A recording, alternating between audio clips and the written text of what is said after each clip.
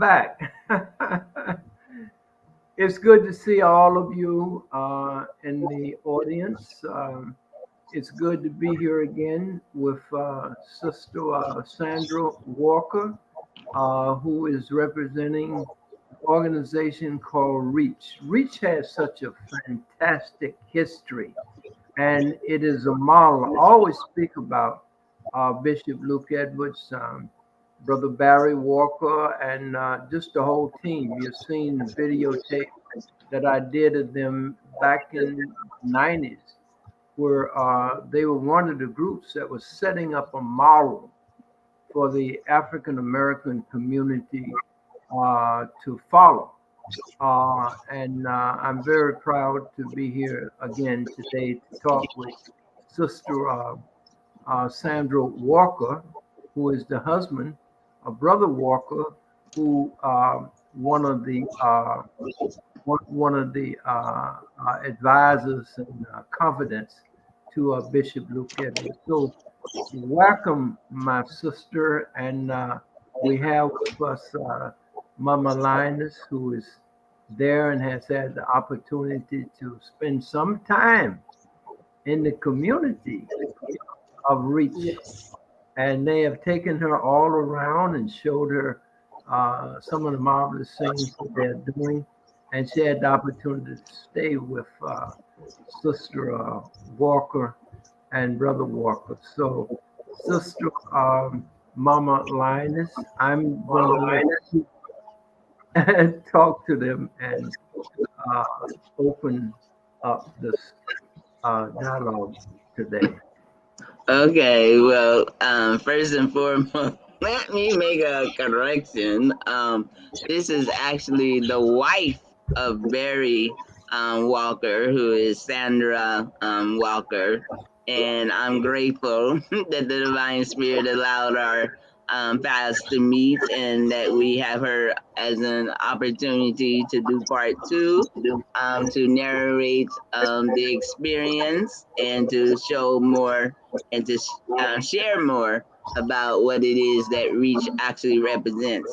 Now, due to the fact that I was there as a reporter, I found myself in the midst of an open armed and welcome family.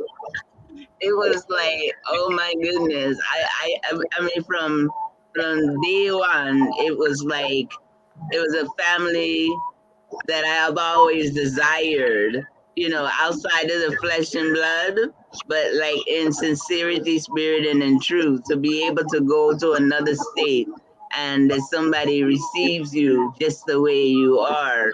And they welcome you in your home and they tell you, make yourself at home. And they actually mean, make yourself at home. And time that I walked in, got out of my car, met the dog named Lady, and then I walked in and met the lady of the house, and me and her had so many synchronicities and commonalities. It was like I was actually visiting myself, but from a different perspective. It's just so many things that we had in common. And then I met BJ, which is her son, that stayed at the house, and he was very. I mean, he was definitely a potential mind of a king, and I enjoyed talking to him. I enjoy going out in the field and seeing the cows and the thousands of acres of land, and I saw the chickens from a distance, and I saw the goats from a distance. But part next time when I go, I'm going to experience. There's somebody there that actually has a certain way to call them, and they all come a running. I didn't get a chance to actually experience it then, but I'm looking forward to going back and experiencing that as well. And the food. Now I'm a vegan. I'm a vegan. But the first night I was there, my sister here, she made some tilapia fish.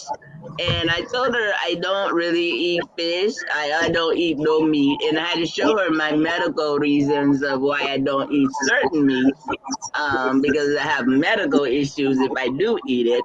And then divinely consciousness, I don't choose to eat certain foods because of when you learn better, you just do better. But Brother Barry had already told me when you eat one piece, you're gonna want a second. My sister, what my daddy was saying, she done stuck her feet in it. She done stuck her finger in it. And she must have sat in it because it was so good. I had to take two pieces of it. It was good. Excuse me. But I'm just keeping it real. But it was good. It was tilapia. And I normally, if I do break from eating vegan, I only actually would eat salmon, but the tilapia was good. And also just being able to actually assist and being a blessing to her as well as being she being a blessing to me was very beautiful. And then she took me to the town where I was able to visit the theater where she's looking for. She'll explain a lot more in detail about what it is that the community is actually focused and vision and intentions are. But I did get to experience the theater. I've experienced their furniture store. I experienced their, it was like a coffee shop slash ice cream, whatever, whatever. And then I've experienced like potential offices where other people who, if want to be part of the community, can set up businesses or lease the businesses. That was very promising as well. The amazing thing is when I actually pulled into the city, it's a small town, but with great potential. Um, when I pulled in, Brother Barry was showing me that there was a stage. It's like an outdoor stage. And when I saw it, it was like amazing to me because I said I was actually looking for an outside portable stage so I can do my performances, outdoors and just be where the people are at. So I'm still looking forward to hopefully making that happen one day. Um, but the thing that intrigues me the most, where I was really looking forward to meeting them, because Baba Brown and myself was looking for property to start up a community, and we had considered plantations. And actually, I'm going to have another guest next week on Thursday who is actually in the process of purchasing a plantation. And hopefully, part three, that they can all link up together and really put a shine of light on the importance of land and wealth. Our wealth is the land, and land is the wealth.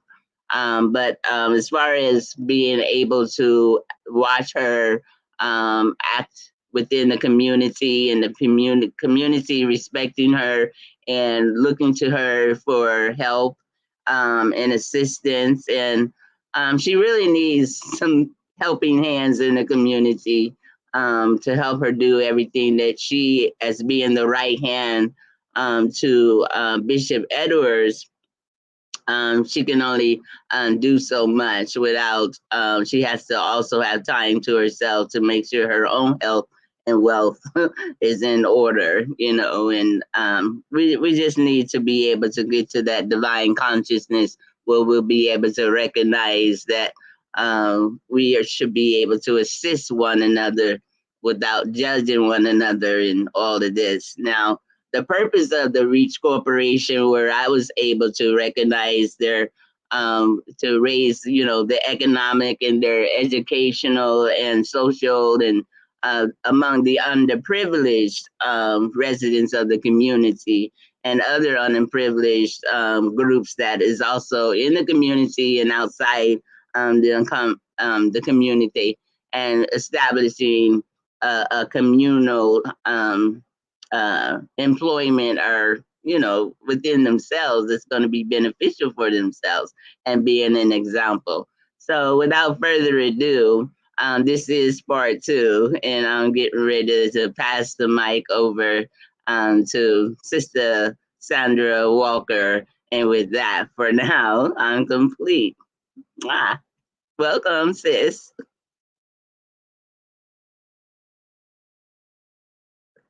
Uh-oh, I don't hear you. I don't hear neither one of you. I can hear you. Okay, now I can hear you. Okay. Again, I say greetings to all of you that are viewing on today. I'm honored to have this opportunity to be able to speak with you, talk with you, and perhaps share the vision with you of Reach Incorporated. As my husband, Brother Barry Walker, was explaining to you on part one, this organization has been in existence since 1977. Actually, it started September 1977. But the work that we were doing was long before 1977. We just became a 501c3 organization in 1977. And through this, many lives have been blessed. We've helped people, and our slogan is people helping people stand. And what it is, we have to realize that that is what our mission is on this earth, is to be able to help others. Brother Barry was saying on part one, it's no more me, mine, and mine. It's about we, ours, and us. We as a people have to unite, become one, and then we accomplish so much. He told you about the stores, the laundromat, the service stations, the chicken places that we opened up, but we had to relocate, and that was our own will, and come to Alabama. And then coming to Alabama, you come to a place where you don't have as much room in our little town. It's very spacious. But the thing about it is coming together, working together, and supporting each other. That's what Reach has been about all of these years, bringing people together and showing them their worth. A lot of times the problem is we don't understand our worth, our worth. We don't understand what we're made of. We don't understand our God-given value. And for that reason, we don't take time for ourselves to do for ourselves or to even accomplish the American dream because we're looking for somebody else to do it. We feel like, somebody got to push us, somebody got to make us. But if we ever get it in our mindset that God created us to be thinkers, to be entrepreneurs, and to do for ourselves, we will do more to help ourselves and our neighbors. I always tell people about love. Love confines you no matter where you are, what you do, what you've done. Love embraces. And once love embraces, you go down and you reach people where they are. And then you bring them up slowly till they get to the point where I'm ready to do for myself. I have hope now. And that's what Reach has done for so many people through the line of times. I can't tell you the thousands of people that Reach has helped. And they helped them not because we felt like this is something that we ought to do, but we feel like it's something that we must do. We must show people that there are people here that love, that truly love. And the Bible said love covers a multitude of sin. I learned years ago that if you get one stick, you can easily break it. Try 10 sticks and see if you can break that. It's very hard to do, very unlikely to do. And that's what we as a people have to realize. And that's what we in Reach Incorporated realized. We're not doing what we're doing just for us, but it's for you also. Those of you that don't know which way to turn, don't even know how to get your life together. You don't know how to work. And the problem is, we will work, but will we work together? Being together means so much because you can accomplish so much if you're together, if you're working together, if you're being together, and you have that one mind to do. We can change a nation. And that's what it's all about. Bishop Edwards, our pastor, our leader, our shepherd, taught us to forgive, come together as a people. And that's what we realize. We got to realize that we're all human. And being human, you're going to make mistakes. But being human, you got to live on this earth. So how can you do it? You got to have someone else. I always tell people, I don't care how great you are, or how much you accomplish in life. Guess what? You didn't get that by yourself. It took the help of somebody else to come in, to guide you, to steer you, to boost you, and help develop you into what you are now.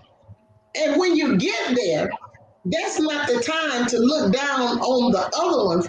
That's the time to go back into those neighborhoods, reach those people that helped you along the way and bring them up so we can all reach that one common goal. Reach has done that for so many. We've extended hands for so many because what we do is we realize it's about us. It's about coming together. You know, years and years ago, Blacks actually owned their own towns. Some of you, I don't know if everybody have heard of Black Wall Street. There was also Davis Bend. There were actually about 16 to 20 towns that Blacks owned. They had their own grocery stores, their own banks, their own schools, their own hospitals, their own convenience stores. They owned everything in that town because they learned to come together, put their minds together, and just do what was necessary for the people. And that's what we're trying to do here now. Build another Black Wall Street where we have our own banks, we have our own hospitals, we have our own schools, we have our own department stores, our own grocery stores. Whatever it is that we need, guess what? We can make it possible if we will come together and realize it's not an I thing, but it's a we. Because you're not just doing it for yourself, but you got to be able to do it for the people. We started here, I think we started moving here in Utah about 2000, started getting our houses up here. And you know, in getting our houses up here, we became a community of people that loved each other honestly, truly. And that is, if you don't have, I'll give it to you. If I don't have, you would give it to me. Not looking for something back, but looking to be together and do things for each other to help us rise together. I talked a little bit on part one about the stores that we have downtown. Actually, I think we have about 13 buildings downtown. Well, 3 is on Highway 43. We're not doing that just for us to make a name for ourselves. We're doing it for the people. I so often go back to Dr. Martin Luther King's dream. Everybody's saying, keep the dream alive. Everybody's talking about the dream, but do you really understand the dream? There's an old African proverb that says, a man can't stand unless he's standing on his own land. And we found that to be so true here in Reach and Greater Christ Temple Church. You have to have your own. That is the essence of the dream that God showed Dr. Martin Luther King. You got to have your own.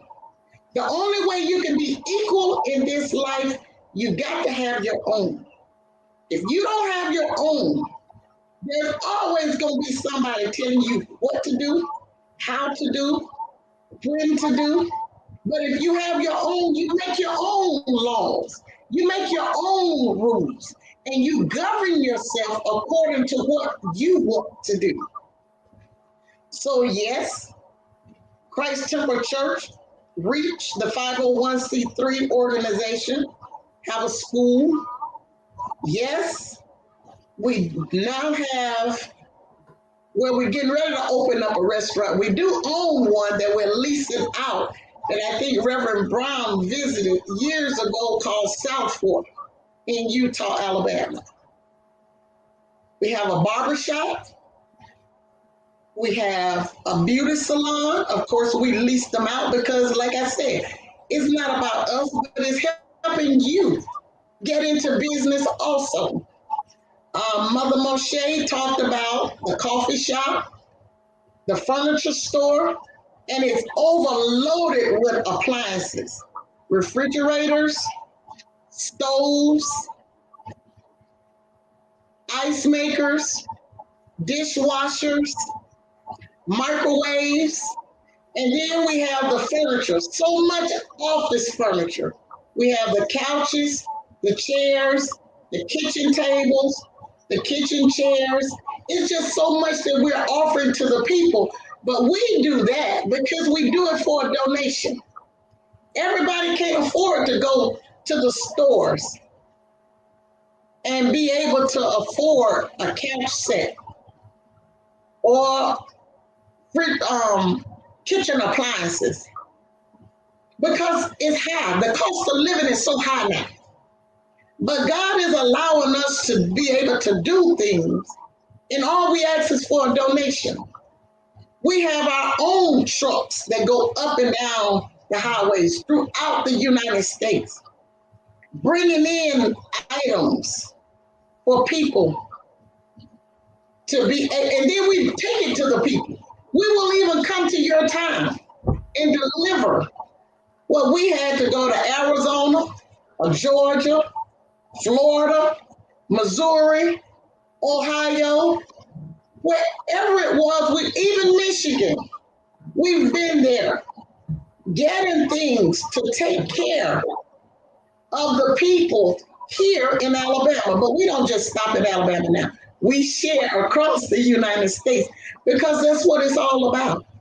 So here in Utah, with the buildings that we have, I think my prized possession is the theater. It used to be the Hooks Theater that opened in 1947. After it closed, and I think it was like in the late 1990s, then a church took it on, and they stayed there for, I think, about 8 to 10 years. Then it was vacant for over a year. And because of the vision that God had given me, I just saw we could do something with that because we have no entertainment here. So we purchased it. I talked with the bishop, we talked with the board, and we were able to buy that theater. Right now, we're looking for performers to come in, whether it's a concert, band rehearsal, theatricals, musicals, concerts. Of course, I've done 2. I only know gospel, but that's a theater, so it doesn't necessarily have to be gospel. I had to do what I know to do. But it's someone out there that have talent that may want to come to a stage and show what you have. Somebody out there writing plays, and you need an arena to be able to show it because everywhere else you go, they're charging you an arm and a leg to do it. Come to Utah, Alabama, the Renaissance. That's what we named the theater, the Renaissance. Come, call me. My phone number is 205 496 0908. We will welcome you with an open arm to come in, show what you can do to an audience. Let that be your first stage presence, long as you don't forget us when you get big. Or even if you're big now, come in and make your dream a reality right here in the small town of Utah, Alabama, where we have good food. And I must say, to get off that, let me go back to Mother Moshe. It was an honor to have Mother Moshe here living in my home for about 9 days, I think it was. And I told her at that time, you're at home. When you come to my house, you're at home. If you don't feel like you're at home, then something is wrong. But we keep the atmosphere here where people feel like they can come in, take off your shoes, and just enjoy the ride. I'm going to cook for you. Of course, I did allow Mother Moshe to cook a meal for us because we don't eat the vegan food, but she certainly made it taste good. I realized I could do it too. But I want you to know, come to Utah, get a chance to experience and know Reach Incorporated, which is the 501c3 arm of the organization, the Greater Christ Temple Church, where Bishop Luke Edwards is the pastor and shepherd. And I know you wonder, why do I call him a shepherd? Because that's what he is. He's always trying to take care of the people. You know, you have this saying that one of our sisters say all the time. His arms are always open wide to help whoever he can. We've taken in the homeless. We've taken in people that just needed somewhere to go. We've taken in people that were sick. We've taken in people that, just wanted to experience the Reach experience, to come in to see what we have and what we can do. We have our own elderly home, which we call the mansion. Of course, most people come up, they think that's where the bishop lives, but it's not. The bishop lives right across the street from me, and his house is just like my house. It's designed the same way. But in the mansion, I think they have about 14 or 15 rooms. They have 6 bathrooms. They have a master room with its own bathroom, which would make 7 bathrooms in the facility. They also have a jacuzzi room where you can go in and you're unable to really bathe yourself. And when you get in there and all that water gets splashing it bathes you, yes, you can do that over there in the privacy of the mansion. So our church, we have programs there. We have services every night, except Saturdays. Sunday through Friday, we're in church at 6 p.m., worshiping and praising God, who is the head of all of our lives. I just want to welcome you here. Not only do we have the cows, we have the sheep, we have goats, we have the dogs that take care of them, which we call the Great Pyrenees. I think I'm saying that correctly. We have horses. We have fish ponds. Whatever you need. If we don't have it, if you can assist and come and bring it to us, I promise you, you'll enjoy your trip here. To be able to search around and see what coming together can bring for our people. Because it's all about us and doing for the people. Having a love, a true love for the people. Because that's what it's all about, people. It's about love. It's about coming together, having things in common.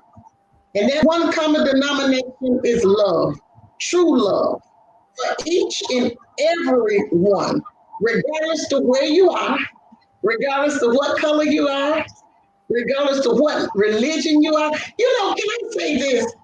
We are so divided because we look at where we're different more than where we are alike. And I promise you, if we come together and talk, you'll find out we have so much more in common than we have differences. Religion has separated us because you believe this way and I believe that way. When we come together, everybody believes in a God, right? Everybody believes there is a heaven, there's a hell, right? Okay, so what is the division? We're all human. Believe it or not, it started with Adam and Eve. It did. And regardless of where you live on this earth, they said that's where the different colors come from. But you know, I'm proud and I'm grateful for the color that I'm in. And I'm grateful for everybody that can come together, grasp a vision, and make it work. That's all Reach have done. We haven't separated ourselves from the world. We're just in the midst of the world. But we've learned to come together and make a place that's comfortable for everybody. Well, I think that's all I have now, unless you have some questions. And then, you know, Mother Moshe, you know I can talk. So I'm trying to be real nice and Me I'm and me and you both. Yeah. I love people. And that's what it's about, love. Yes. And Yes. we be able to love. If you love, you can share. If your brother don't have, you'll give it to him. If you have the real love. Mm, My house is an yes. open house. Our church is an open church. Come in and just get a peace of mind. Because that's what a lot of people are after. They're after a peace of mind. Bring your talent. You know, let us come and reason together. Please bring it to the Renaissance. We need you. We need you because we need some entertainment. We need life. Yes. Bring your life to Utah, Alabama, and let's make the dream work. Yes, and I just want to elaborate on what you said in reference to um, just the religion that causes the division. I made it.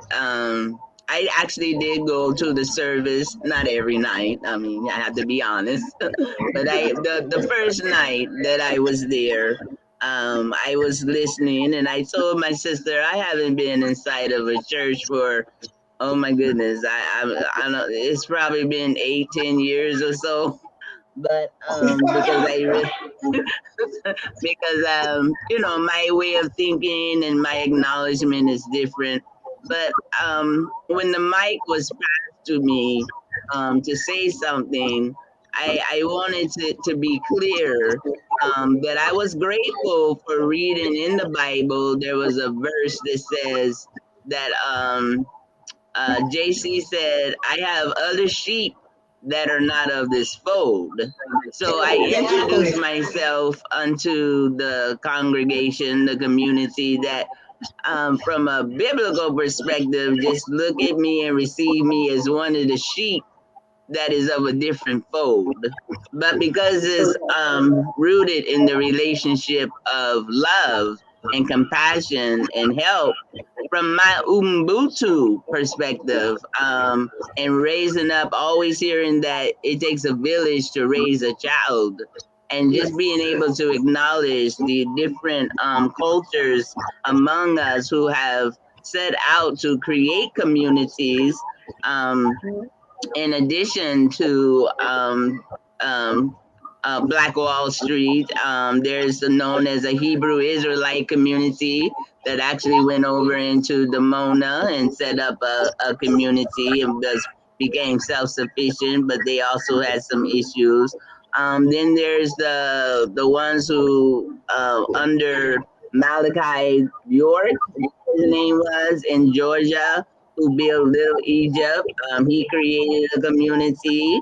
Then there's somebody named Yahweh Ben Yahweh who set up in community. So it kind of like just reveals to us, no matter what our spiritual, religious, cultural backgrounds is, when we truly are rooted in love and helping and unity, there's always going to be a kindred spirit that we can connect with and actually manifest those things that are actually needed. So, in order for me to question, not to question like you don't know what you're doing when I speak to the divine spirit, questions to understand what is the purpose of people having a god or a goddess or a shepherd or this, that, and the other. And when the spirit revealed to me, just to be able to acknowledge that there's a source that is greater than self, but within self is able to connect to that source. If there is nothing in there that's teaching you about love and respect, then that's something that you need to question and not actually try to hold on to, that is going to cause division. Because when we look to the sky, there's only one sun. When we look to the sky, there's only one moon. When That's it rains on the just as well as the unjust. So that's right. I'm grateful to have this opportunity to come inside their community. And even though I think different, speak different, look different, and this, that, and the other, we're not different. I'm just another facet of who they are, and they are another facet of what I am. And I'm just grateful to be able to share space where we can actually come together and work together and do some things together and actually help one another. And with that, I'm complete. And it's Baba. I know Yeah, you have a lot to say. yeah. The reason why I wanted to have this community on and give them a platform to express their experience and their more or less desires and their love. Because, listen, we as a people could be in a situation tomorrow where there is no Social Security. So many people are out of work. Racism is rampant in America. Uh, Mm-hmm. and so many people, especially white people, are armed to the teeth. And when things get rough, they get their guns. And this is what Barack Obama has said that people really attacked him about. But at the same time, we need to prepare ourselves to survive among, Mm-hmm. we can best do that among ourselves. So I look at Reach as a model of some things that we can do together and how we can survive together. I've spent time down there with them on more than one occasion, and it's it is a model that if you want to survive, if you can work together, you can build together. Um, when I was there, they had 5,000 acres of land. They had a truck Mm-hmm. stop. They had a mall. They had Mm-hmm. restaurants and hotels. I think you had about three or four hotels at the time. Um, Yes. they Four. had a community in which they grew their own food, fed themselves, housed themselves. They had a community in which they built all the homes, coming together. You know, uh, That's they, right. they they had they paved their own streets, made their roads. I mean, I was just impressed because we may have to turn to this model in order to survive, um, because we don't know what the future holds. This That's right. country um, can be very easily over the cliff when you look at how it is divided and how everybody is fighting one another. Mhm. And they came very close just last week to the government failing uh, to a constitutional crisis. I mean, we're in a very precarious position as black people. And then if Mhm. you look at our history, we've never been treated fairly in this country. And we just have to look down the road and begin to plan for ourselves. How are we going to feed ourselves? That's How right. are we going to protect ourselves? How are we going to grow in the midst of it? I mean, but here, we see schools that are set up by the community, Mhm. houses that are built by the community, everything. Mhm. And, they worked it out so nobody pays rent, nobody pays gas and electric within their community now. And Mhm. everybody eats and everybody has beautiful furniture and things. There is a sacrifice. You do give up something Yes. to live this way and to build this way. But in that Mhm. community, they are a model.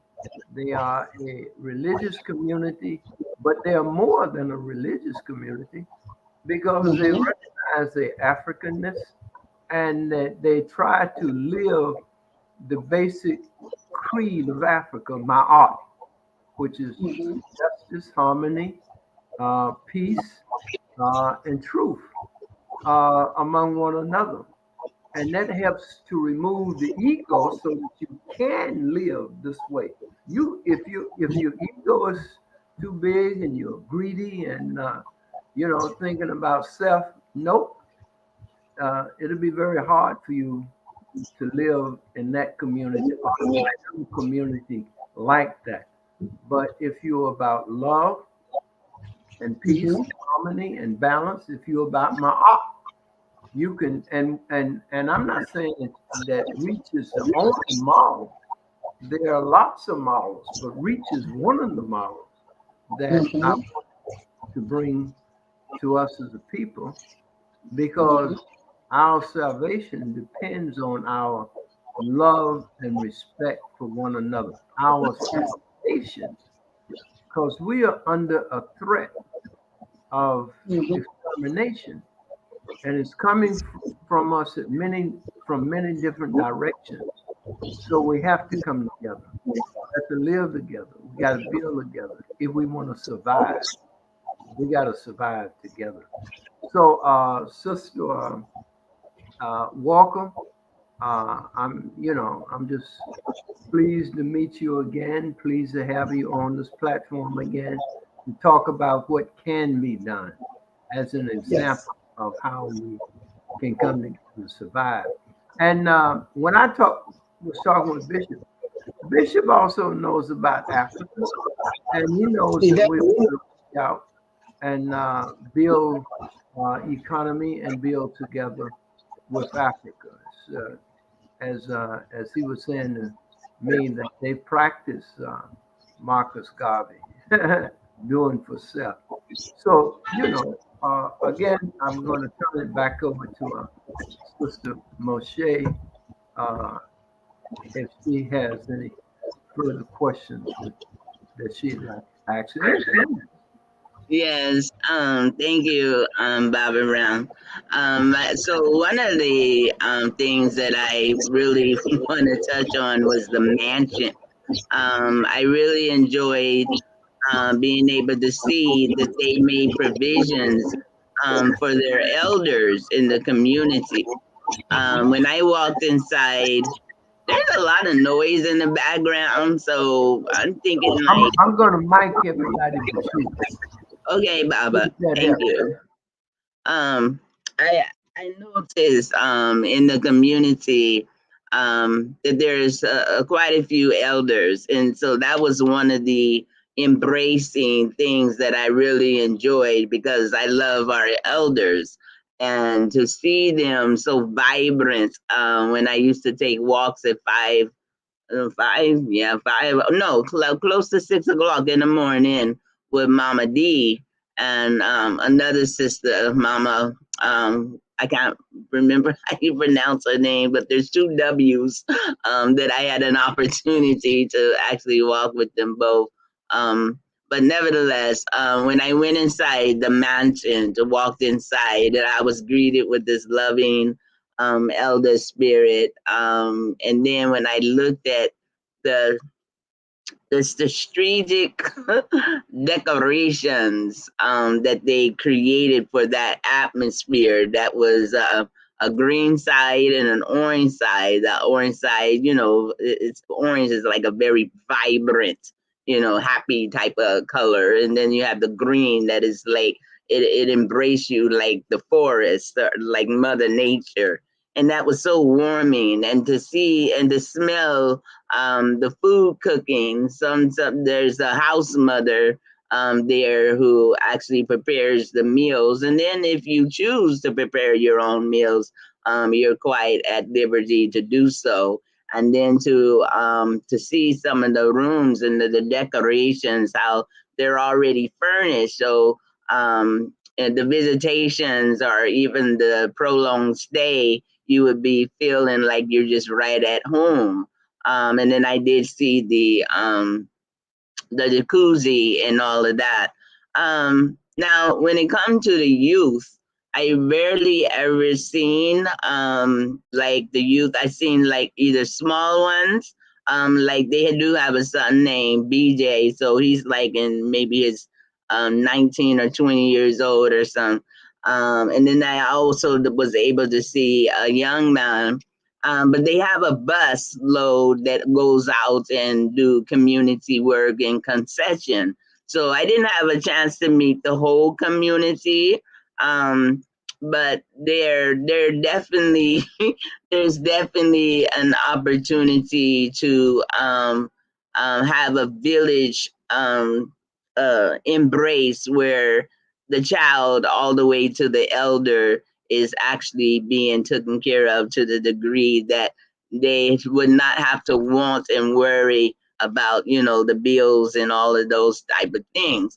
But I have a concern in reference to, hopefully the sister can answer this, because it's a communal environment and everything comes together as one and everything is distributed, where no one has to worry about paying the bills and all of this. Where does the fit in where how people can have like their own income, where if they wanted to go to the store and buy something personal, is this supplied only in the community store that was actually in the community, or is there some type of allowance where people can receive something and they can go and get like personal items, because everybody might not use the same lotion because of allergies, or the shampoos and this, that, and the other. That was a question that was asked. So I want to present that to you so you can answer that. Uh-oh, you're muted.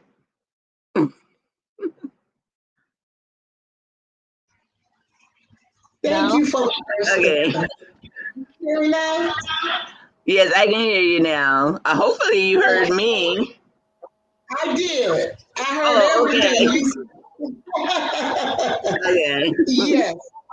There's a two-part. We do go to the store. We are allowed to. I'm sorry. Could you repeat that? Could you repeat that? Okay. There are those that are in the community. We are allowed to go to the store, purchase what we want. And then there are others, when it comes to a lot of the personal needs, we can always make a list and take that to the office, because everybody don't have the transportation. We don't take one big bus to take one or two people, and you know how I am with that car. I'm always going. So what they do is we can make a list and take that over to the church office, and you put down what you want. And one of the secretaries or two of the secretaries can go shop for you, or if you want, you can go shop for yourself. And then not everybody in the community is just a part of the church where they work with the church. Some have their own jobs that they go out and do. So, we want everybody to be able to join in and do exactly what we do, but we are not confined to that. If you want to go and have your own job, you can do that. Hopefully, I answered that question. Yes. Yes, you did. Now, when they do go out and do their own job, but they're living in the community, are they not still expected to set aside some type of time to give back to the community? Well, some do. Um, some do something. Whether it's feed the animals or whether it's when we're having a program or something, they come in and serve in the mansion to the people. So it's some type of service that they do. It's not required, but we do appreciate it anytime that happens. We're not trying to make it where you come in and you're uncomfortable and you're into your own zone, because everybody's not like that. I mentioned before, some people came because they didn't have a place to go. So we gave them housing. And then there are some that just came to experience. We appreciate any donation that they give. Some do tied to the church. And there are some that's not even in the community that lives in other places, but they know what we do and they tied to the church. And in our church, the reason I say they tied to the church, in most churches, and don't get me wrong, I ain't getting off on nobody. I'm just telling you how it is here. Most of the times in most churches, the tithes go to the pastor. But in our church, our pastor don't take the tithing. He gives it back to the church so that the church members will be taken care of. And that's why we don't have to pay a light bill. I don't even know what it looks like. My water bill, my gas bill, my light bill, my electricals. We don't know that. All of that goes to the office. And even if someone get theirs, they will take it to the office, and in return, the office take care of all of that. Our church office take care of all of that. So it frees us really to be able to work for the church and do for the church. Just like you said about the concession. I don't want to use the term, but that's the term. We hire a lot of people to come in to get them off the street, to give them something to do. The organization do not pay them because the organization is nonprofit. But our church gives them a donation for going out and being able to work with us when we go to the different stadiums and provide the labor for the different ventures, whether it's basketball, baseball, concerts, football, or whatever is going on. So our church donate to those people to give them a hand up also. And honestly, they make more money here than they do with the donation than they do if they Um, were a full-time job. So we yes. do also. Yes, I mean your community is a prime example of the difference between reading the Bible and studying the Bible, because it's amazing how your the bishop, known as your shepherd, actually took a verse out of the Bible and had a Yes, revelation and made it a manifestation, not an yes, indoctrination, but a manifestation. So right. there's plenty. You are definitely an example of what to do, versus taking the teachings of the New Testament and the Old Testament and putting it to work. I mean, because how they always say that faith without works is dead. And if the people are perishing for a lack of knowledge, it's because they're being preached the knowledge, but they're not being preached the truth to utilize the knowledge where they can truly be set free, whether in their mind, their house, or their community. So, too, I salute what your community has been able to do in the foundation that you all have built. Now, you said 501c3, but I know that the community started off with a 501 C4 or something that you mentioned. Seven. The 501. 501c3, the 501c3 is the nonprofit for reach, but the church itself have a 501d. Yeah, that's the one. Yeah. Can you elaborate? The 501d, the criteria for that is one community, one treasury. And that is exactly what we do. That's why we qualified to have that, is because everything we have goes into that one treasury.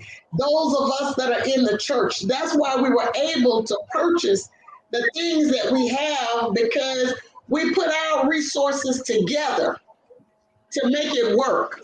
So it's not one person that owns the store, it's everybody owns the store. We all own the community. This is my house because this is the key that was given to me. So this is my house, but the whole community owns the house.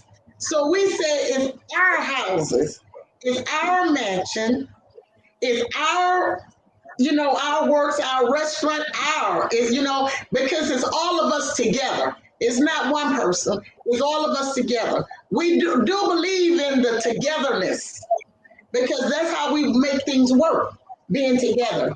And if I Yes. may mention, so when you were talking about the mansion and you was talking about the elderly, see, our concept is you're supposed to be able to take care of the people from the womb to the tomb. So we have our Exactly. own cemetery also that we Yes. call the Ancestors Village. Yes. That's what the Reverend James Bevel named it when he was alive and a part of our community here. He actually had a house here. And most people, if you don't know, some people called him the lieutenant to Dr. Martin Luther King. That's Reverend James Luther Bevel. Dr. Martin Luther King, when he went to jail, he sent to Itabena, Mississippi, and got Reverend James Bevel from there to come in and to take over while he was incarcerated. So a lot of the work that was done through Dr. Martin Luther King actually came from the mind of Reverend James Bevel.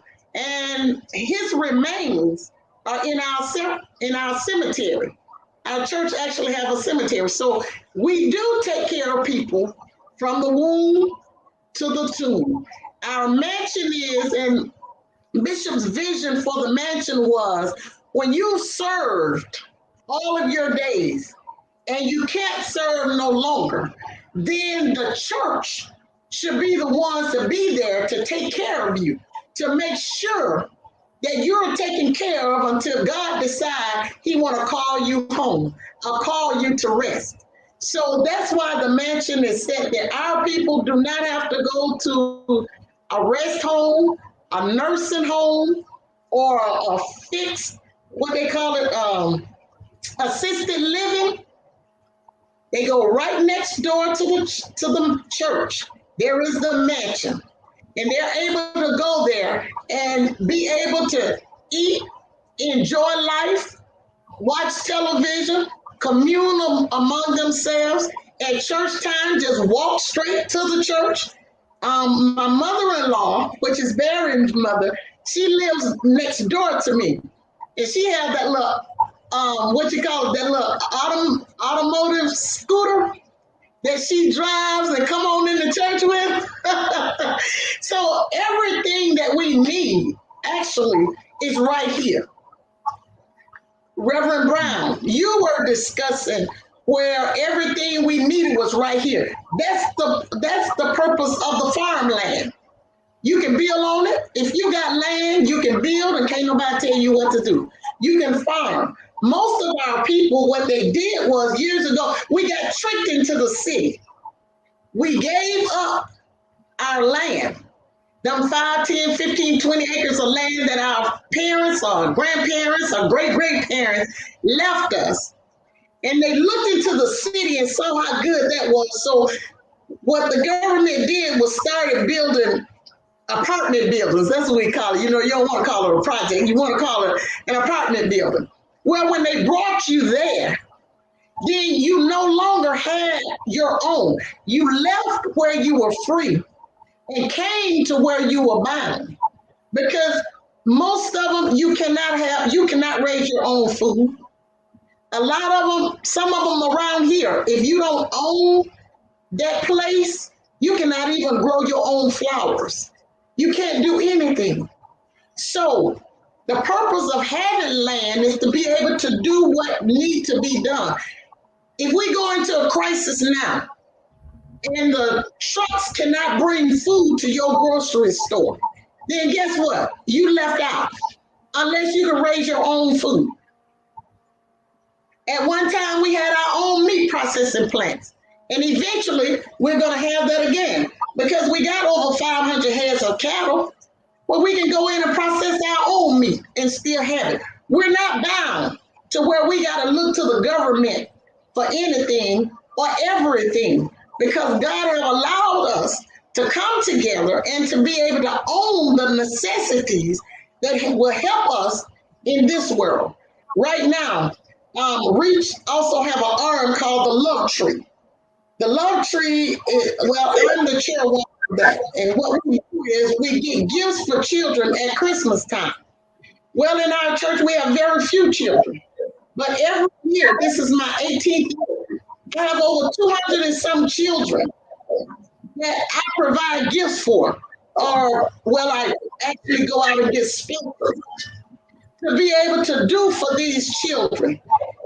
I don't ask the parents how much money is coming in. Your financial statement means nothing to me. I did not ask you, come down, sign some papers, and I need your children's social security numbers. I don't ask for all of that. All you gotta do is call me and tell me your child needs. And I'm right there. The church is right there to help. And I thank God for the sponsors that are out there that will take some of these children and buy for them, or the donations that come in to help get what the children need. We started that program 18 years ago because there were a lot of children out there that didn't have. You know, a lot of people don't celebrate Christmas. You know, you're not going to come to my house and see a Christmas tree. But because that's a man-made holiday, and that's where everybody go out and feel like you're supposed to get a gift. Well, what we do, go out and try to make sure those that can't have and don't have. That's what the church is supposed to do. Reach out and help the people. It's about the people. It's about the love. It's about the concern that we have. And like I said before, this is not for us self-serving because we have what we need. But it's somebody out there that don't have. It's somebody out there that's struggling. It's somebody that continuously losing their jobs. It's somebody out there that don't know where if they even gonna have a shelter to live in because they done started back evicting people. You know, they shut it down and then your bills get behind and then they open the door where you can get evicted again. And where are you gonna go? And that's what the church is supposed to be there for, to provide you with whatever you need, to be there, to be that arm, to say you don't have to be out naked in the street with your children. Come in, we have a place for you. And that's what this community is all about, bringing them in. As you said, there are sheep that are not of this fold, and you're free to come in. Whether you join the church or not, we're not out there trying to make you join the church. We just want you to be free to be yourself. Live a peaceful and joyful life while you're on this earth. Because we never know when our time is up.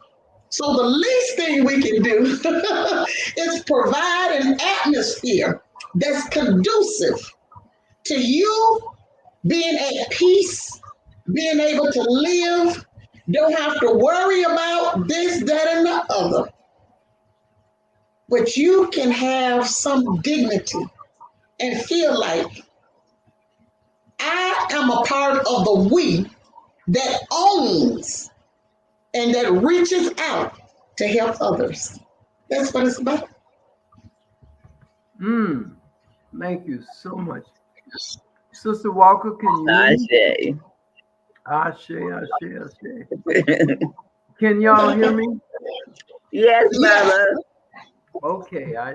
In closing, it has been my pleasure to both experience and to bring you back to talk about what I experienced, and you're a model. And I want our people to understand one thing, though.